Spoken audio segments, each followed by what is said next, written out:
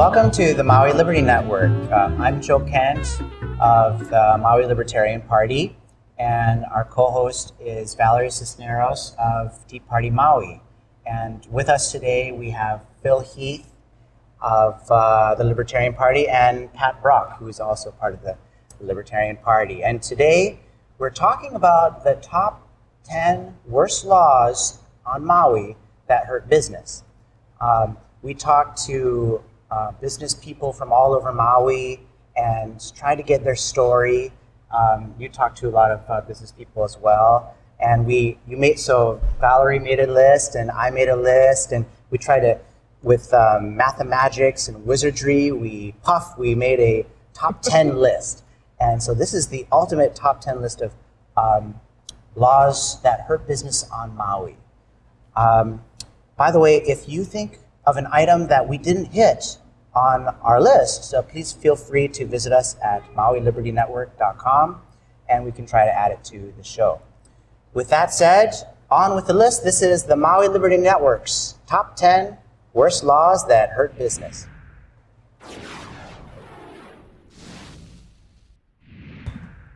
Number 10 is licensing and permitting laws.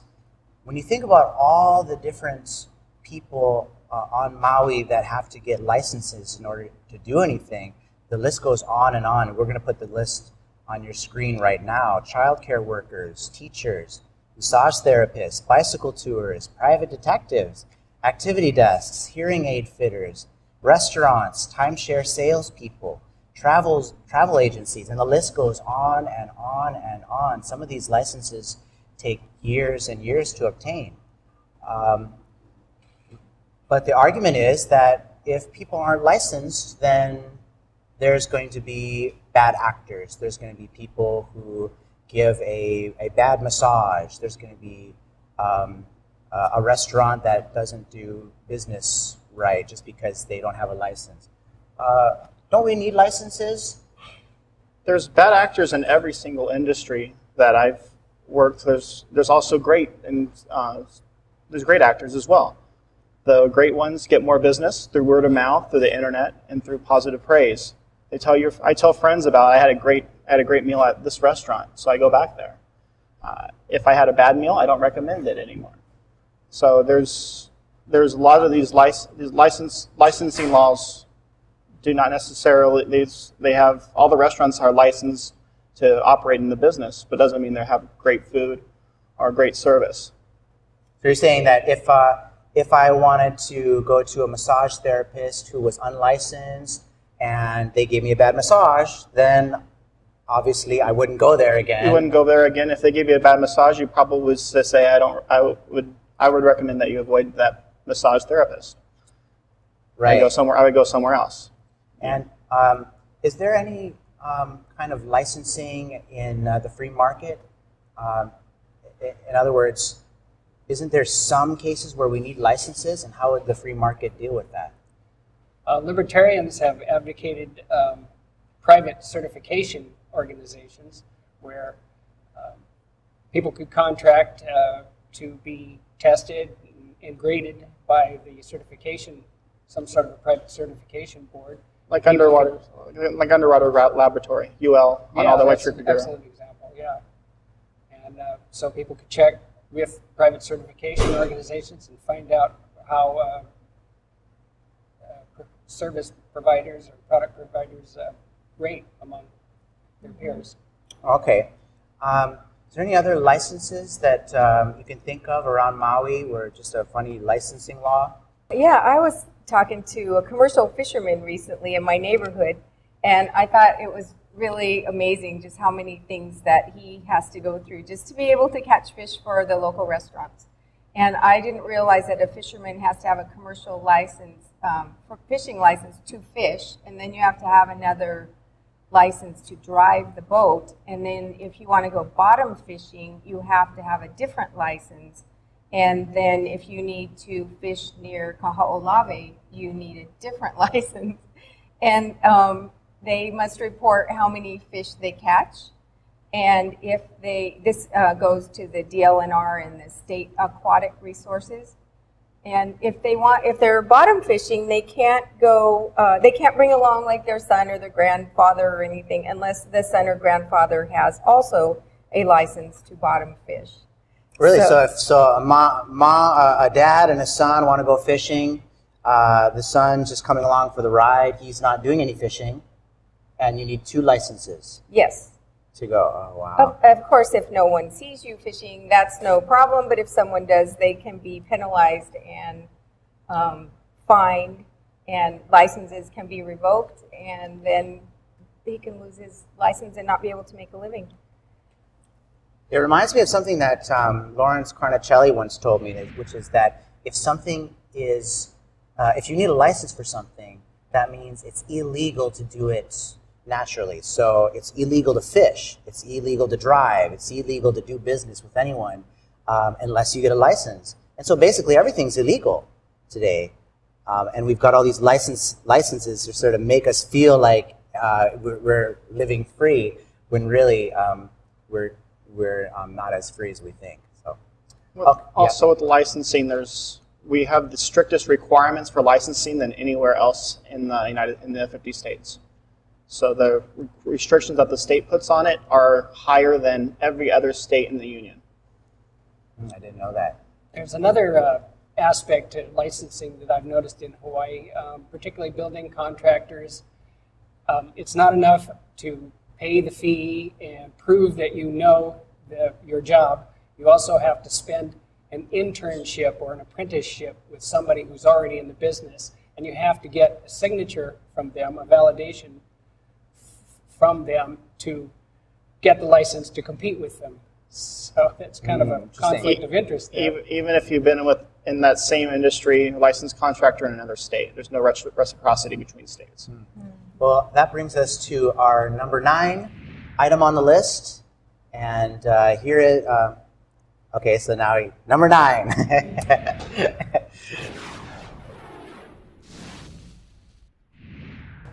Okay, number 9 on our list is building permits. If anyone wants to build a building, alter a building, make changes to a building that already exists, they need to get a building permit.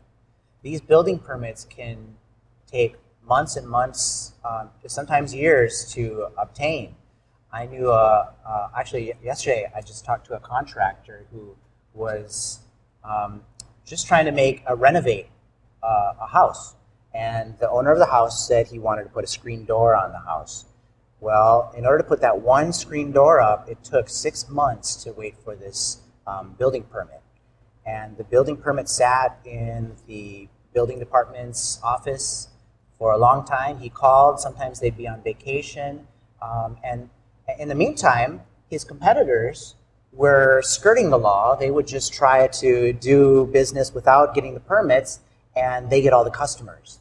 And so the only way to make it in the system is to be a criminal. Now, the guy I talked to, he said he had it, he'd done this for 27 years, and he was at his last straw, and I have a feeling there's a lot of people like that. The argument about building permits is that, well, then someone's going to build a building that's bad. What sort of arguments do you have against that?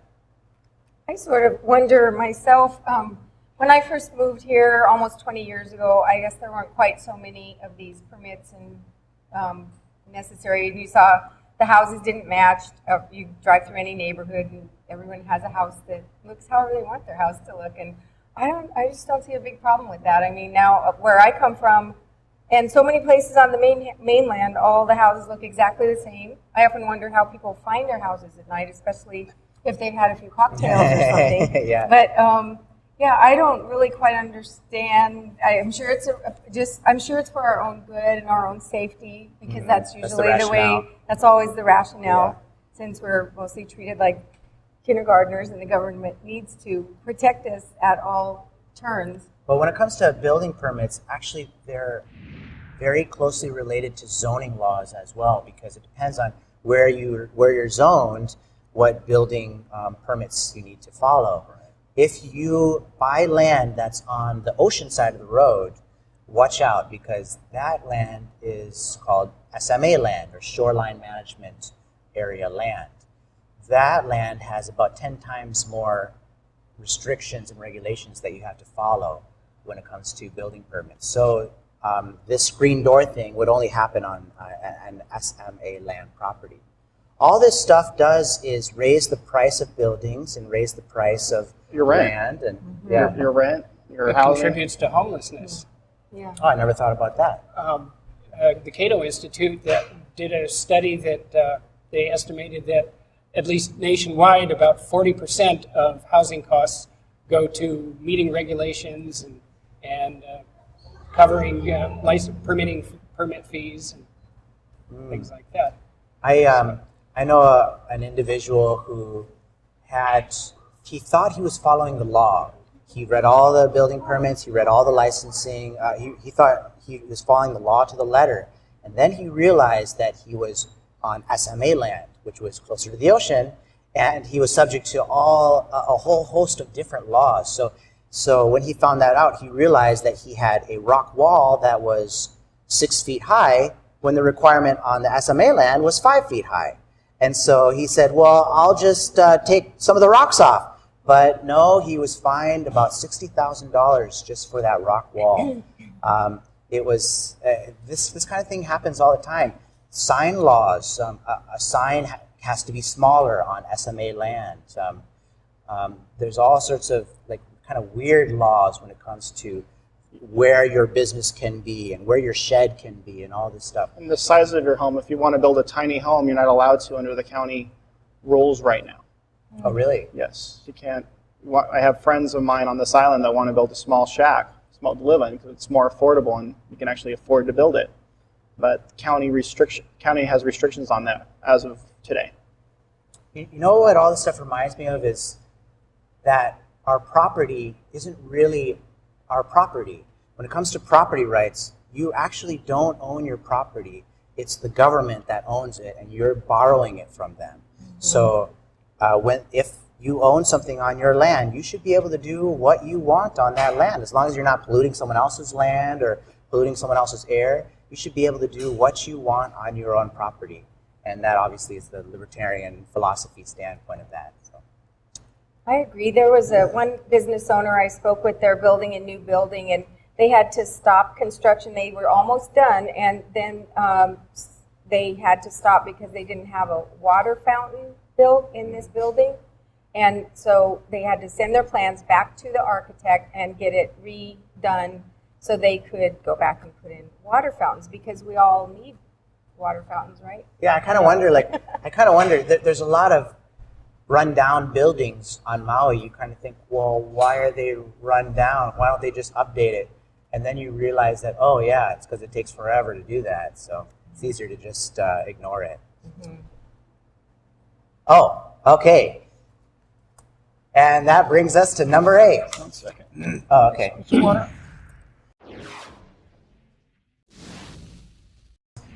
All right, number 8. Is it 8? Are we at 8 already? Unions, yeah. Number 8 is, I put the National Labor Relations Act. Don't turn your channel. Don't touch that dial. It's not as boring as it sounds. The National Labor Relations Act is a law that basically says businesses aren't allowed to discriminate against unions. And you think, well, businesses shouldn't discriminate anyways, but I think they should be allowed to discriminate when it comes to unions.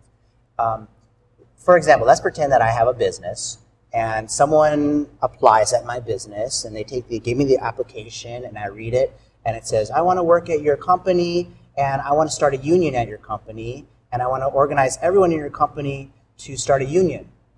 And obviously as a business owner, I think, well, that's going to hurt my business. So I'm just going to throw their application in the trash.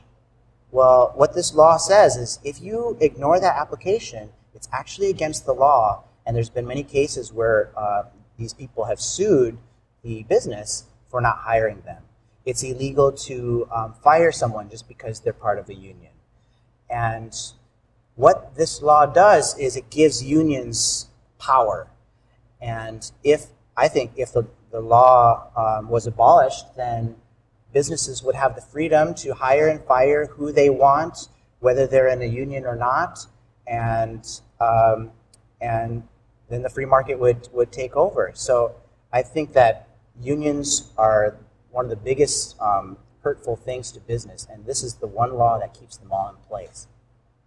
Now, yeah. Aren't you forced to be in a union, Joe? I'm forced to be in a union.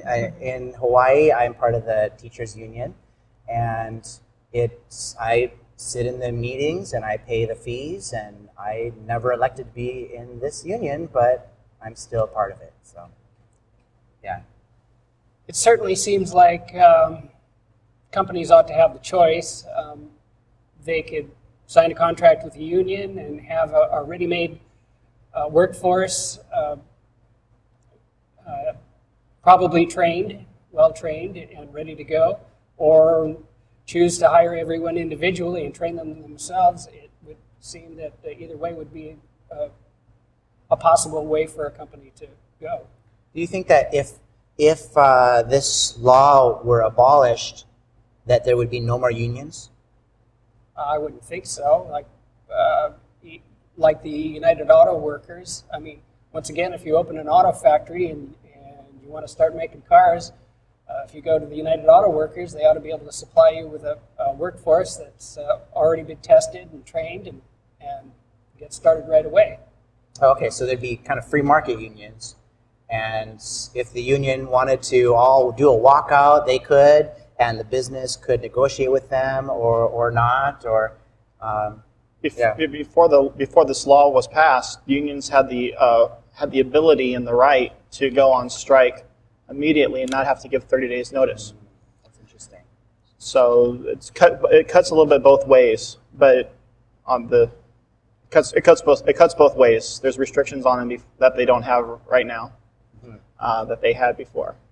Well, all I know is unions hurt business, and when you think about all the unions in Hawaii, there's the shipping union, construction union, medical union, teachers union. It goes on and on. Just think about all the business that's lost to union activity. So, number 8 was unions.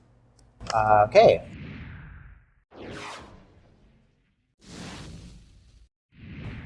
Number 7, if you're just tuning in, this is the Maui Liberty Network. We're talking about the top 10 worst laws that hurt business in Hawaii, and now we're on to number 7. Number 7 is welfare and unemployment. You know, Hawaii has the highest welfare in the nation. Have you heard that before? Mm-hmm. Yeah, and I think it also has the highest unemployment payout. Well, not the highest, it actually has among the highest unemployment payouts as well. You talk about welfare. If you're a single mother of 2, you can make almost $50,000 a year in Hawaii. That's more than I make. That's more than probably a lot of us make. And when it costs, when you get more money when you don't work, then obviously it's going to stop people from trying to find a job. They don't have incentive. Why would they? Why? There's a lot of people who don't mind having somebody else to pay for all their expenses. And if they get enough to pay their rent, it kills the person's incentive. They become dependent on somebody else to take care of them, which is very, very dangerous. Well, obviously the argument to it, though, is that, well, who's going to help the poor? So who's going to help the poor? You're not helping the poor by having them being dependent on welfare for the rest of their lives. How is that helping the poor? That's a good point. And I think that the best, if you're talking about what is the best system to help the poor, is free market capitalism and job creation. And if people aren't looking for jobs, then they're not creating jobs. So, anyways, that's my number 7, welfare.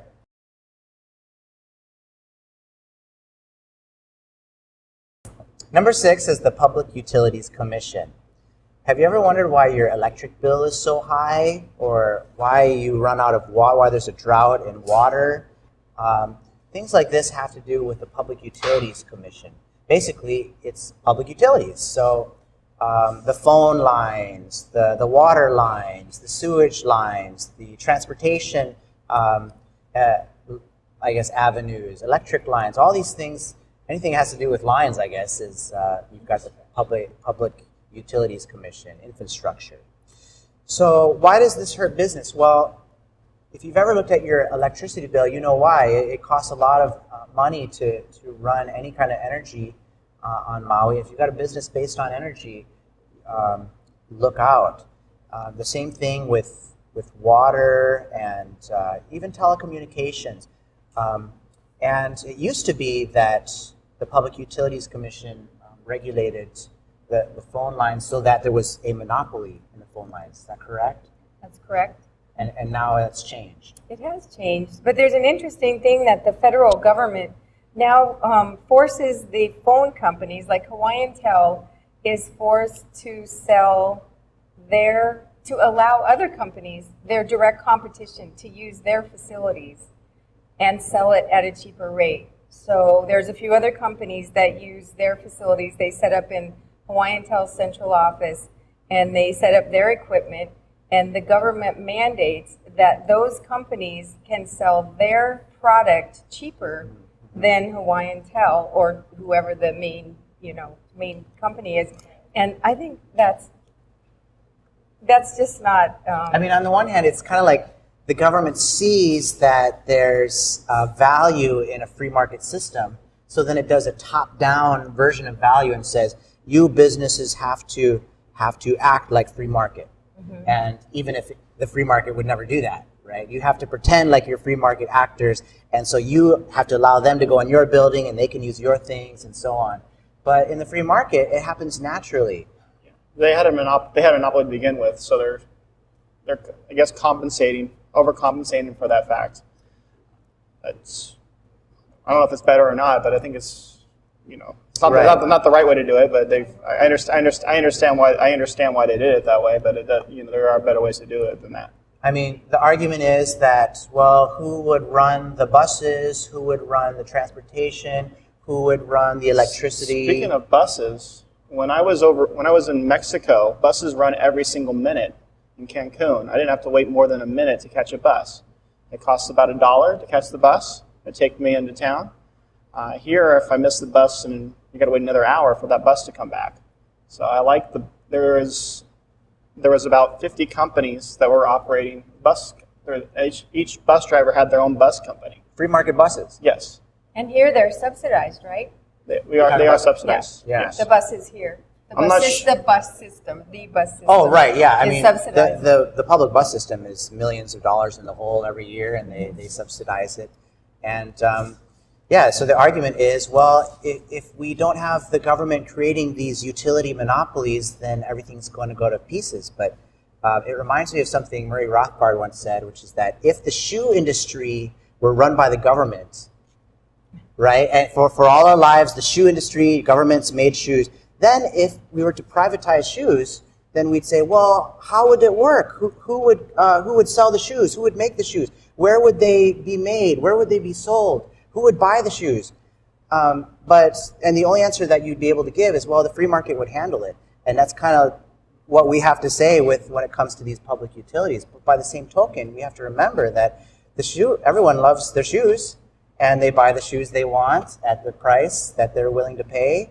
And there's no shortage of shoes out there, but there is a shortage of water, and there's a shortage of, have you ever heard of a brownout or a blackout? I mean, there's shortages of electricity all the time. All this stuff has to do with the Public Utilities Commission, and I believe it could be gotten rid of, and business would be better for it.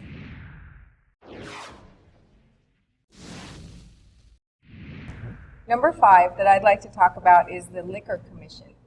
So I've spent a little time interviewing some small business people, and I spent quite a bit of time with someone that runs a local bar restaurant, and I was so amazed with all of the little Menini laws that they have, and I'm sure I only heard like the tiniest little section of what they have, but so I'm going to start with this. Okay. The Liquor Commission is a county board, and it consists of about a dozen people, and there are about 10 liquor control officers on Maui, and they stop and check on things randomly and often.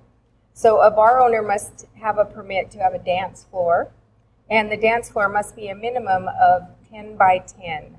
There is no alcohol allowed on the dance floor, and No one is allowed to dance outside of the confines of the dance floor. And no drinks are allowed in the bathroom because someone underage might actually drink in the bathroom. You can't allow glass in the bathroom because someone might break a glass in the bathroom. Again, it's the kindergarten mentality. They have requirements that the bartenders have to use approved jiggers with certain sizes. So there's no just pouring directly out of a bottle, or you see in in some movies where there's all these theatrics of. Right, yeah, okay, yeah. That's not allowed. They have to use approved jiggers or they'll be fined. You cannot pour straight from the bottle to the glass. And it's illegal to infuse alcohol with fruit or cinnamon sticks or anything like that. They consider that manufacturing alcohol, and that is not allowed. And then a bar owner only gets 3 points, I guess, for the life of the business. And if these points are taken away, a business can be closed. Fines, it appears, are pretty arbitrary. And the one thing I thought was the most amazing is that a bar owner must have security at, say, front door, back door, side door, and by the dance floor to make sure nobody goes on with the drink, and by the bathroom to make sure nobody goes into the men's room, and one by the ladies' room to make sure no one goes into the ladies' room. And so this security costs the bar owner, say, around $20 an hour per person, and they pay, say, 4 to 7 hours a night. So anytime that there's live music or any music, even recorded music, they need to make sure that someone is watching so they can comply with all of these rules so that they don't get their licenses revoked. And the band members are not allowed to have any drinks on the bar either. And when the kitchen is open, all of these laws completely change. So I think on a slow night, what I was told is the bar owner will choose, if the night is slow, just to close early, because otherwise he has to pay all of the security. So he'll just close, losing any chance of making any money at all. Because so if they just cannot make a profit that way. It's they just don't want to incur the cost of all the security. So wow, can someone remind me? Are we still in prohibition? I can't remember. After that list, you can't get drunk in the bar on Maui. You cannot be drunk, or the bar owner will be sued. And it makes me wonder if the cost of going to a bar is higher on Maui. I mean, I don't go to many bars. Phil, aren't you the resident expert? No, I'm just kidding. I don't drink either, but I know it is very expensive to buy a glass of wine or beer. I mean, if you're paying for the security at the bathrooms, at each bathroom, and the exits and all that, obviously it's cheap. It's cheaper at home in every state. Yeah, right. That's a good point. Right, but it does all of that cost rolls down to the customers in every way. It's bad for business. Well, if you think about the main engine of our economy in Hawaii is tourism, and obviously liquor plays a part in that. I mean, the tourists want to go here to escape. You also can't bring liquor on the beach too.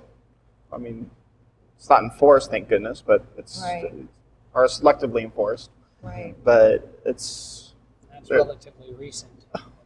Is that recent? Changed that, And I would like to clarify that it's not required, all of this security, but if one of these officers comes in and sees any of these laws being not violated, then they're in trouble. So really, they don't have to have all those, but it behooves them to hire all of these people to keep an eye on things so they don't lose their license and therefore lose their business. I wonder if there's some restaurants that have kind of said, well, the only way we can make it is to not sell liquor anymore. Or I'm sure that's what's happened. Right. Denny's used to sell liquor when they first opened up, and they closed their bar. Yeah. So, getting a liquor license is huge. I hear it's huge to get a liquor license. I don't drink anymore, but I wanted to buy alcohol after 10:50 at night. And you can't buy alcohol in a supermarket after 10:50 at night. 10:50. 10:50. Even though I was sober, hadn't had anything to drink, I wanted to get. I had to go out at 6 o'clock in the morning to get the beer before I went on the boat. I wasn't going to drink any of the alcohol. I hadn't had one sip of alcohol, and I could not buy beer. But you could have if you would have got there before 10:50. Right, but I was. That's arbitrary. It's arbitrary. I'm sober. I'm not drunk. I can't buy alcohol when I want to buy alcohol, and it's a type of prohibition.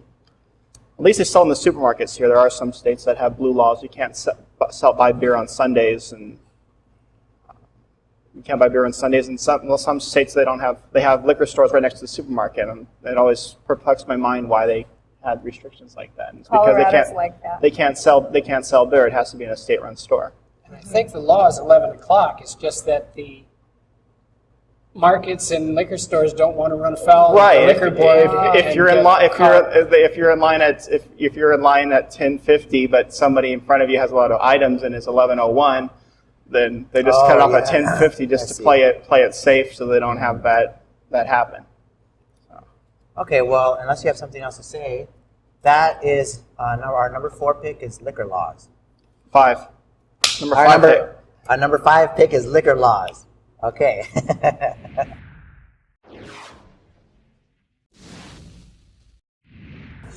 Okay, number 4. Now, if you're just tuning in, this is the Maui Liberty Network's top 10 list of laws that hurt business in Hawaii. And warning, warning, warning, we're talking about taxes here, so don't doze off. We're going to try to get through this real quick. I guess 3 big taxes that hurt business are GE tax, the TAT tax, and the income tax. And the GE tax is a small tax. It's only 4%, but it's on every single transaction there is. So if you buy something and then you sell it to someone, then you use it for something, and then the whole line, whenever you're exchanging it, you have to pay that 4%. So then it piles up and it snowballs into a really big into an avalanche. The GE tax is just actually our state is, I think, the only state to have a tax like that, a GE tax. If you can verify that you're selling it to somebody else, you can buy it for 0.5% rather than 4%. I'm lost. If you're a contractor, you're buying lumber and you're building a house and selling it to a potential homeowner, all right, you can pay 0.5% for the lumber or anything that you put into the house because you're going to resell it. So if it's only the ultimate consumer has to pay the entire 4%. End user. End user, yeah. Okay. Well, anyways, that's one of those job killer taxes. And another one is the TAT tax, which is the transient accommodations tax. Basically, it's a hotel tax. And so you ask yourself, what is the biggest industry in Hawaii? Obviously, is tourism. So let's take those tourists and let's tax them. And right now, it's about 13% for hotels when you include the GE tax. Now, there's something wrong with that. When you take here's the milk and bread for our state, and let's tax it as much as possible. Obviously, less tourists will come here. And if less tourists come here and visit the hotels, then less tourists come and visit all the other things that the tourist industries. So that is really another one of those crippling taxes. And then, of course, the income tax, which varies on what income you are. For me, it's about 8%, but I did have to pay something like $9,000 or $10,000 in taxes last year just for my income, and I thought, wow, I wish I could keep that money and buy a car or something. Well, what are your opinions about taxes? I am amazed that so many tourists still come here with as expensive as everything is and how much the rooms are. And yeah, I'm just amazed we still have as many tourists as we do. Yes. Because the price of food, everything is so high. And it's got to be cheaper to go to Mexico, and they have sandy beaches too. And I personally like Maui much, much better. But wow, if I was trying to take a family of 5 or 3 on vacation, I don't think I would come here. It's just too expensive. Yeah.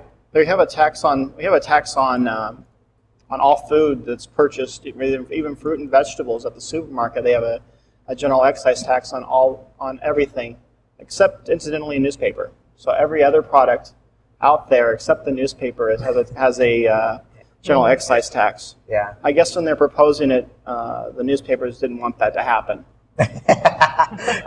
They have they had a lot of influence. I wonder why. Prescription drugs are exempted too. They are? Prescription drugs? One thing about the GE tax that I really didn't realize, I was paying that tax for doing business for so many years. And then one time because you figure what you sold and then, your total amount, and you put the 0.04167 on there, and you get that total. But then when you pay the tax, you pay it on that total instead of on the amount of goods and services you provided. Which I thought, I must be doing something wrong here. This can't possibly be right. I think I've been paying too much tax all these years. So I called a friend of mine who knows more about that stuff, and she said, no, that's the way it works. That's the way it works. It's like a double tax. It's a double tax. Double, triple, quadruple, on up the multiples. And you kind of ask, well, why do we need taxes? Why do we need, for example, an income tax? Obviously, we need the income tax. I mean, it would be almost unthinkable to get rid of it in Hawaii. But then you also have to ask, well, many states don't have an income tax. Alaska, Florida, Nevada, South Dakota, Texas, Washington, all without an income tax. New Hampshire? Oh, New Hampshire is another one? I didn't know that. And Tennessee? Montana. Tennessee? Montana does not either. Oh, I guess no, I didn't know Montana that. has no sales tax. Sorry. Oh, okay. So our number 4 pick for laws that hurt business, taxes.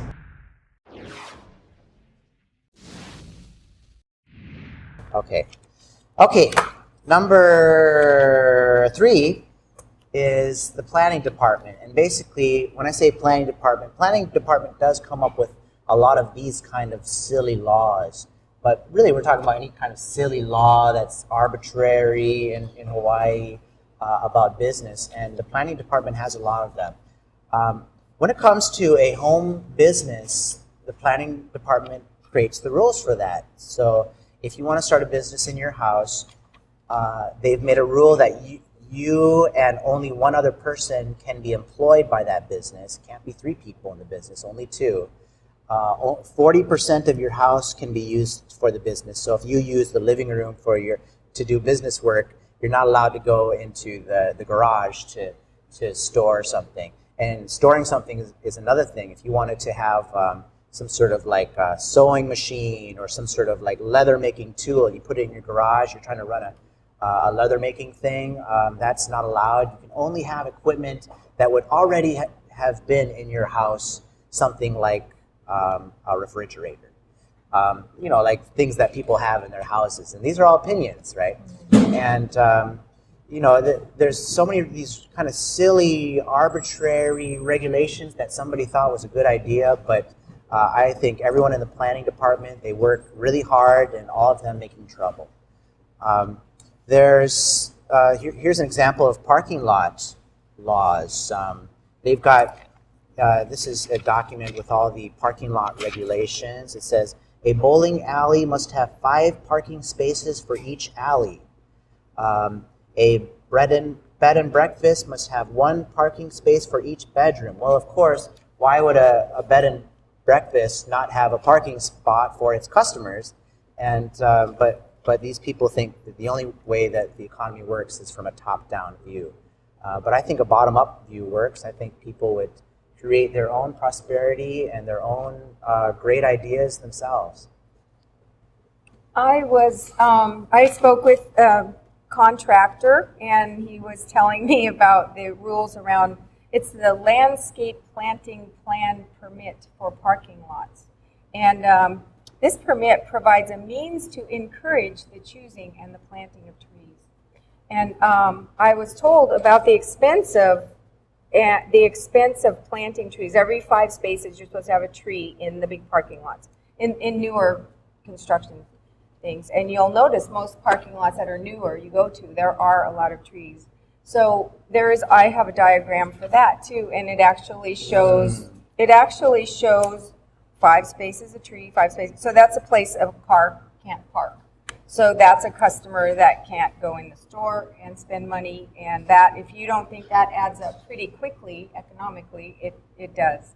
Now, I know I've seen a lot of parking lots where they don't really take up a whole space. It'll be like a diamond or a square or a circle or something, so a car still can park there. It's just that the parking spaces are a little bit smaller. But I was wondering, I stopped by the planning department and I asked them, what is the reasoning for planting all these trees in the parking lot?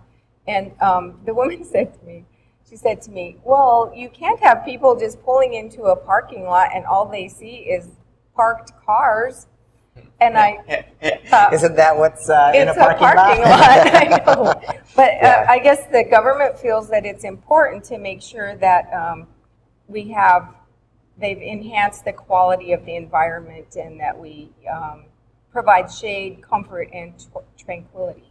So that's very important. All right, that's just, oh yeah, go ahead. But the cost of putting in that extra concrete, digging those holes, the irrigation for it, and I hear there's about a 70-some page document about as to what kind of trees you have to have. And there's shrubs for in between the buildings. There has to be shrubs if you're up against another property. And I guess this list is so complicated of what kind of trees you have. I know a small business owner that just opened a very small restaurant and had the whole thing almost done, and then the planning department didn't approve of the kind of trees that they chose, even though the guy had spent, he said, like a month trying to read the 70 pages and figure out what was the correct kind of trees and shrubs. Well, then I guess the planning department was okay with it. But the planning department is not the only people that you have to talk to. You have to have further review, or a further review may be required by the arborist committee. And the arborist committee has much power of its own. They've got their own rules. They've got obviously. their own rules. I mean, when it comes to laws like this, you kind of think, well, it's just trees, it's just a parking lot. But really, it all adds up. All these little rules. I mean, this is just... this is just some of the rules, just a tiny fraction of the rules that they put out, and it all adds up, and it all hurts business. Pretty much every parking lot I've been in has lots of trees in it. Whether I travel outside of the state of Hawaii, they have trees in the parking lot because customers demand it. Customers want it. It adds value to the property, and people want to add value to the property that they own. They don't want it to increase in value. So they're right. The argument is that, well, if there was no planning department, then there would be no trees in parking lots. There's in Houston, Texas, I read a study that they have more trees than any big city in the United States, but they have no planning department or zoning laws. Right. And I believe the trees are great. I'm not saying I have anything against trees, but I do not think the government should be mandating trees in parking lots. I agree. And it's just such a further expense that, again, rolls down to the end user who's buying things in that store or eating at that restaurant or whatever. It all rolls down to us. Yeah. Okay, that was number 2, I believe. 3. That was number 3, the planning department.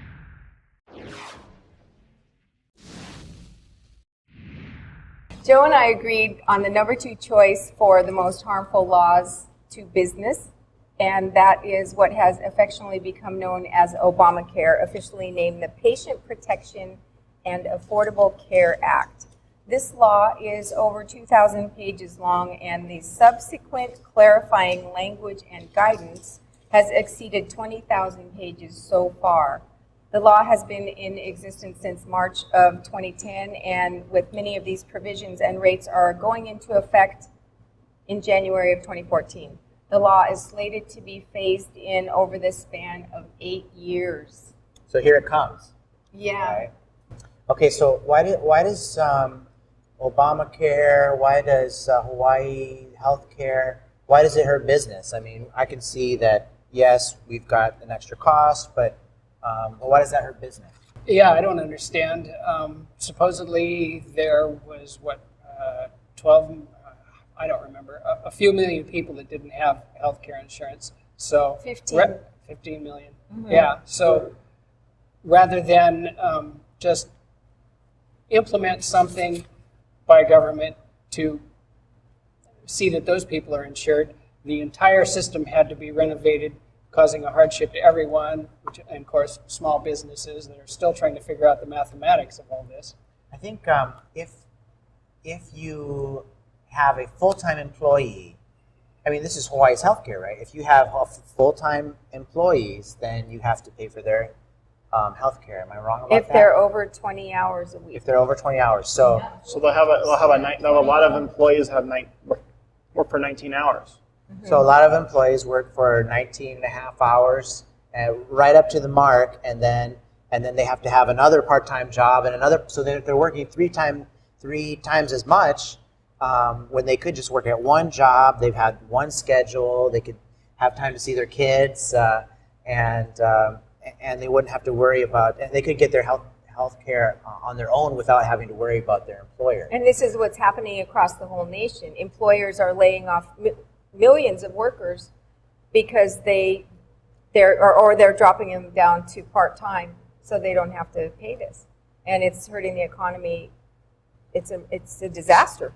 It's hurting people. It's causing the middle class. It's harming people. They're getting unemployed. They're unemployed. They're not working as much, and they have to get a second or a third part-time job. So right. It looks like anecdotally, it looks like I'm going to effectively lose my health insurance. President Obama promised that I could keep my health insurance, except the current policy I have expires at the end of the year, and new policies are going to be issued. One that compares with mine, I'm paying a little over $400 without drug, without dental, which was okay by me. Apparently I will be compelled to have those services in the future. The policy was actually a little bit cheaper, except for the deductible. My old policy was $150. The deductible for this new cheaper policy is $6,350. So I will have to pay, and I don't understand how this dovetails with you can't pay cash, because apparently I'm expected to pay all the way up to the $650 before the insurance will take effect. Well, I think it boils down to nobody knows what's going on, and even the people that do, the rules are changing. So, right. So even the people, like you went to a meeting where they explained this, but I have a feeling they probably just learned it the day before themselves. Well, so. they all said that the only constant in this bill is change, and it's just constantly changing. Yeah, I went to this 3-hour forum that the Chamber of Commerce put on, and the insurance companies came and they talked about it quite a bit, but. Yeah, it's definitely in flux, I guess he kept his campaign promise then. What was that? It's always in change. So I guess change. Right. Change you can believe in. I mean, I don't want to bash too much, because I always like to try to see what the other side of the coin is, and let me try to play devil's advocate. If healthcare were left up to the free market, then hospitals would just charge through the roof, and doctors would just charge through the roof. And insurance companies would, if anyone had a scraped knee, they'd get rid of them. And what's to say that the free market wouldn't do it worse?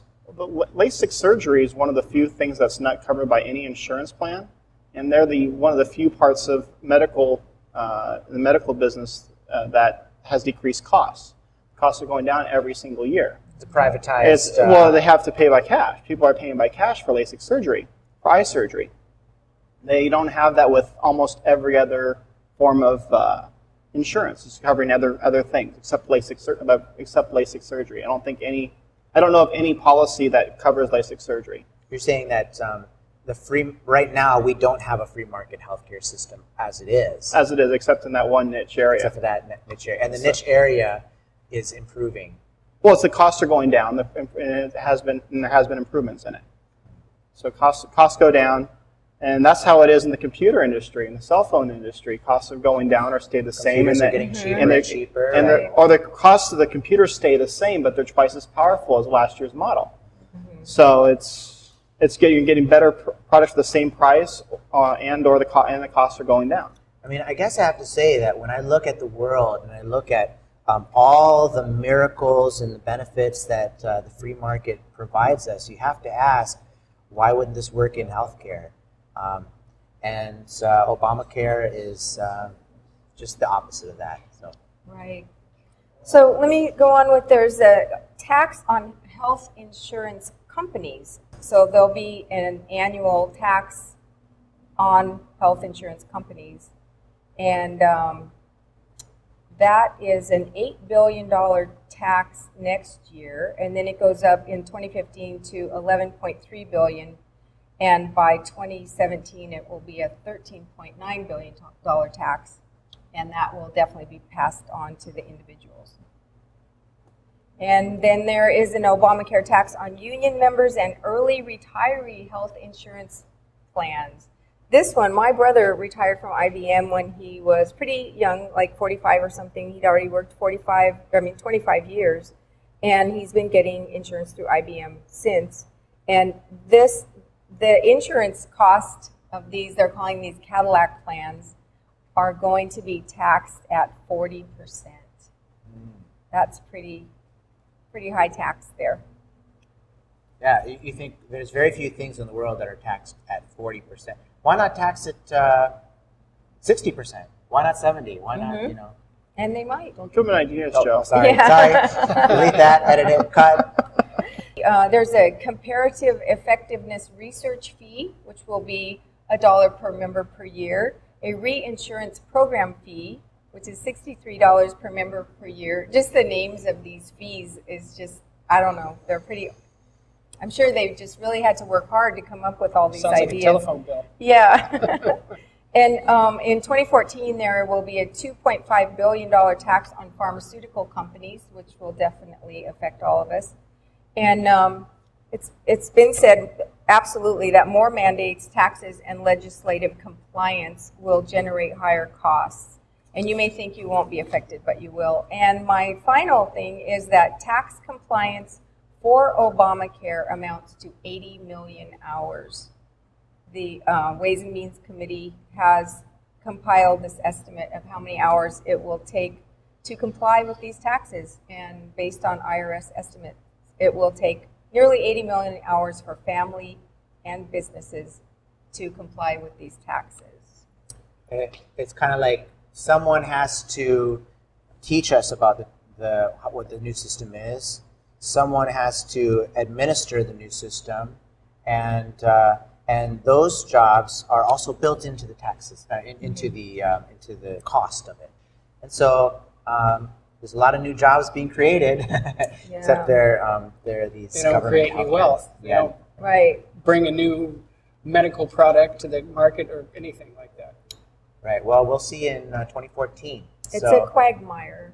number 2 on the laws that hurt business is Obamacare.